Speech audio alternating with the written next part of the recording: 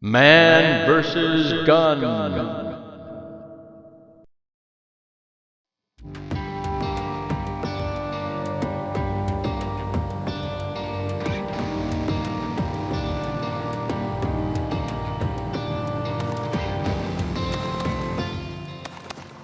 Hello shooters, TI here, thanks for watching. Today's episode of Man vs. Handgun is the Smith & Wesson 5906. This is the last of the, what I call the old school or old world Wonder Nines. It's all steel, all stainless steel. Let's see how this old warhorse does in the Man vs. Gun spreadsheet. Smith & Wesson 5906, this was the last of the Wonder Nines. This was the king of the hill until the Glock came on the scene, and this is a beast. 2 pounds, 5.3 ounces. We bring the king out here, the one that knocked it off the throne. 1 pound, 10 ounces. Let's see how many rounds we need to get on here to equal that same weight.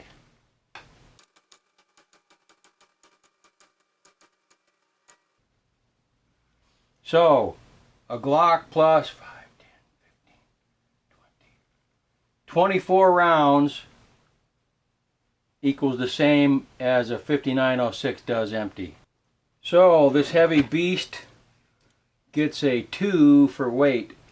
And for thickness, the thickest part is where the safety is here on the slide, and we're 1.4. So it gets a 3 for being right dead center of the middle of the road, for being thin or too thick, so it's dead center of the road.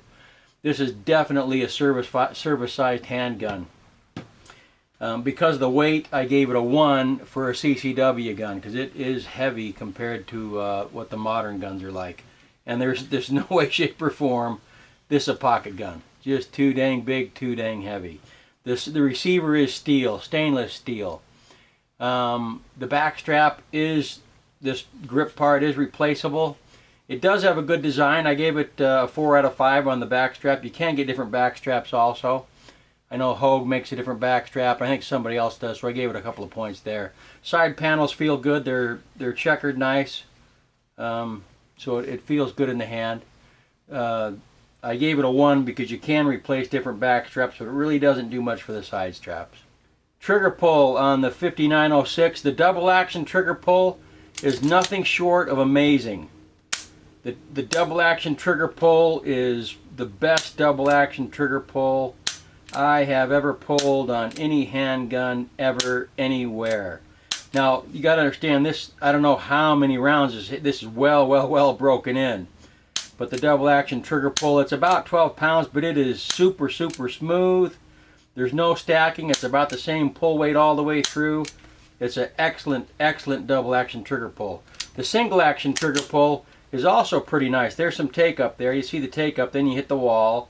And once you hit the wall, there's no creep. Once you hit the wall, you pull right at about 4.25 pounds, and it goes.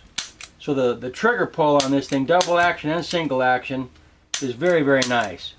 However, it is double action, single action, so it doesn't have the same trigger pull every time. So it doesn't get maxed out points on the trigger pull.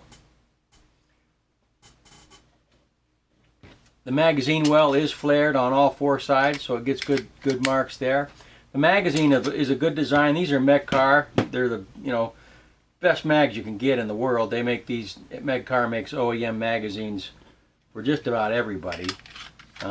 These are 17 round magazines. The ones that actually came with the gun that Smith & Wesson made back in the day were 15 round magazines. So Megcar did the right thing and made full capacity out of these magazines here. The base plate is one hand manipulation friendly. It sticks out farther than the frame does there. And the magazine goes in further than the magazine catch, which aids in insertion of the magazine under speed, under stress. So that's a very good thing there. The magazine release is located in a great spot. The button is just a little, I don't like the button. It's a little bit too small, a little bit too short. It does the job, but there's definitely better out there. This is old school technology here. But it is only operated from one side. So that is what it is there. The safety is up here on the slide, which I don't like at all. The way you manipulate that is when you take it out of the holster, you use your thumb to kind of do that. Down is safe, up is fire. It does become a problem when you're trying to manipulate the slide. It's easy to put on when you're manipulating the slide. Also, even though this is old and kind of worn, these are sharp. When I grab onto it to rack the slide, you know, I can feel those sharp wings in my hand, so it's not very comfortable to manipulate the slide with the safety up there like that. So it doesn't get good marks for the location of the safety, but it does get good marks because the safety is equally sucky on both sides. It doesn't just suck on one side, it sucks on both sides. The slide catch is okay. As you can see, it's really thick. It sticks out quite a ways. There's quite a big shelf there. Notice that when I'm in my two-handed firing grip, my thumb, you know, really wants to, that's really where it wants to go, but that's not a good thing because that'll stop it from being activated, or I can accidentally activate it. So location is not very good. It is only on one side. It's not on both sides, which is a good thing because it sucks. The location does. It'd be worse if it was even on both sides. The rear sight is sloped right here. That's not a good thing. It doesn't help us at all when it comes time to doing one-handed manipulation. The sight picture is not bad. The sights are a little bit squat. They don't really... I wish they stuck up a little bit more. They're just a little bit squat. It does the job though. It's not bad. It's not a bad sight picture. Front sight's a good design. They're both dovetailed, so you can replace them if you need to. But it just displays 1980s or technology or so. It does not have a light rail. This is before they put lights on handguns, and it is not optics compatible. So let's go see how this old police dog does out on the range. Let's go shoot some rounds. Because of the weight of this thing, just the sheer mass, it does make for a soft shooting 9mm. It's the sights work out well. Wish they're a little bit taller than they are, but they are what they are. As you can see, I'm cycling through double action, single action. The double action pull is really, really nice. There's no doubt about it. And the single action is nice too. But I think it would be better if it was one or the other. Even if it was double action all the time, the double action pull is so nice it wouldn't be that big of a deal. Handles well. Shoots soft. It's accurate. Stainless steel. In fact, if the newer polymer guns weren't here, this would be was a great duty gun back in the day. It was in a lot of cops' holsters back in the day. Here's kind of a slow motion. I noticed that in the video it bounces around a little bit more than what I noticed out on the range, but when I'm shooting it, I didn't notice it bounce quite so much. Nice gun. Final thoughts on the 5906. Solid handgun. And I mean solid. Solid stainless steel. It's a heavy beast, but it's a solid performer.